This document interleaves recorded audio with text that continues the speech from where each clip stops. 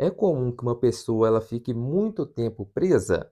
Bom, meu nome é Giovanni Soares, sou advogado criminalista e nesse vídeo vamos conversar a respeito da duração do processo. É comum um processo demorar muito tempo para ser julgado? É comum a pessoa ficar tanto tempo presa enquanto o processo ele se desenrola? Bom, o processo criminal, ele é mais célere que os processos tradicionais porque se trata de pessoa presa.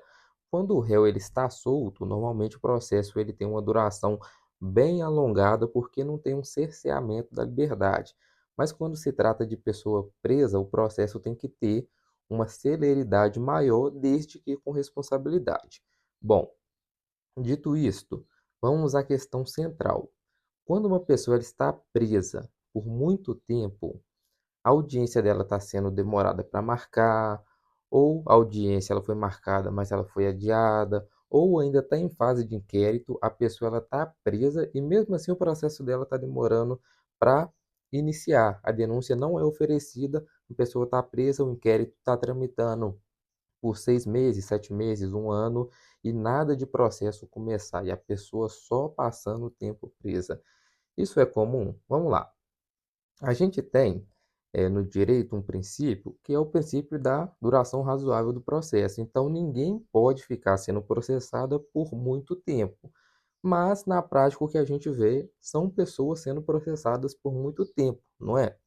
Mas, no processo criminal, o advogado ele tem que ficar muito atento a essas questões, porque se o processo está tendo uma morosidade, está tendo uma demora superior ao que é normal, então o advogado ele tem que se atentar para pedir a revogação ou relaxamento da prisão em razão do excesso de prazo, porque a pessoa ela está presa por mais tempo do que ela deveria estar, sem o processo ter o seu trâmite comum. Então, a título de exemplo, para ficar mais claro, o processo iniciou, foi oferecida a denúncia, a pessoa foi citada, ela está presa e passou ali 6, 7 meses e nada de marcar a primeira audiência de instrução e julgamento. Isso é comum? Não é comum. A pessoa ela tem que ter o seu processo desenrolado, ela tem que ter o seu processo apreciado pelo juiz. Então, a gente pode entender que isso é um excesso de prazo para marcar a audiência de instrução.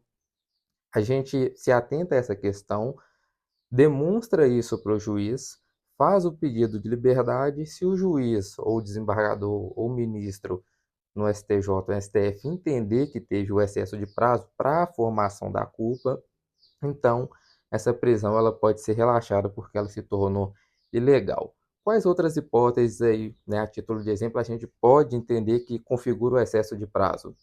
Eu citei a primeira, né, a demora na marcação da audiência de instrução e julgamento. Outra situação é quando demora para o processo iniciar, né, a pessoa está presa durante o inquérito, que é comum, muitas pessoas são presas e a polícia fica investigando, mas essa investigação ela tem que durar um tempo, né, razoável e oferecer a denúncia, ela não pode ficar se alongando no tempo. Além disso, qual outra situação?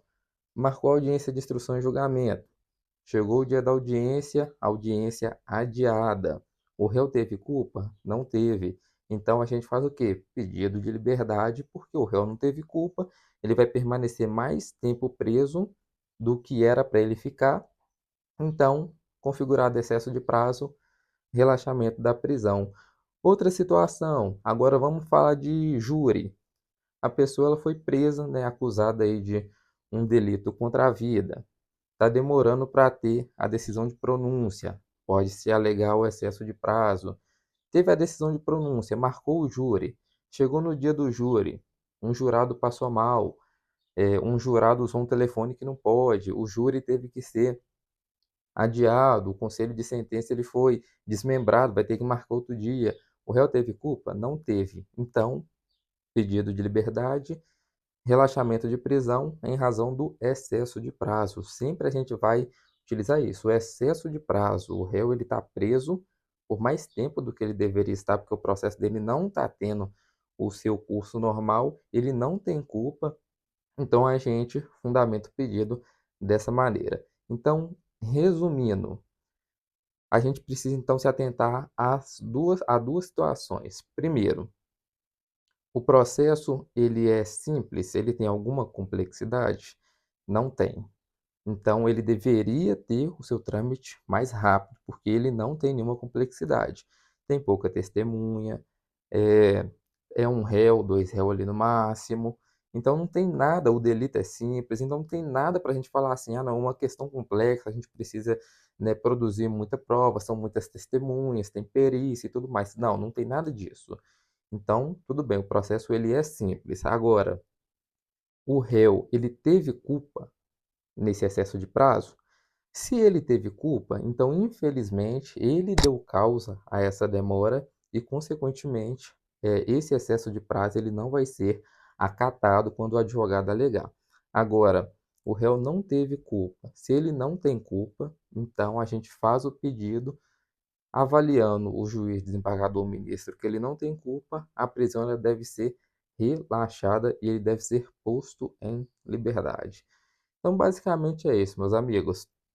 Qualquer dúvida, sobre esse tema, pode entrar em contato aí através do WhatsApp que vai estar na descrição, que a gente pode conversar a respeito disso. Um abraço.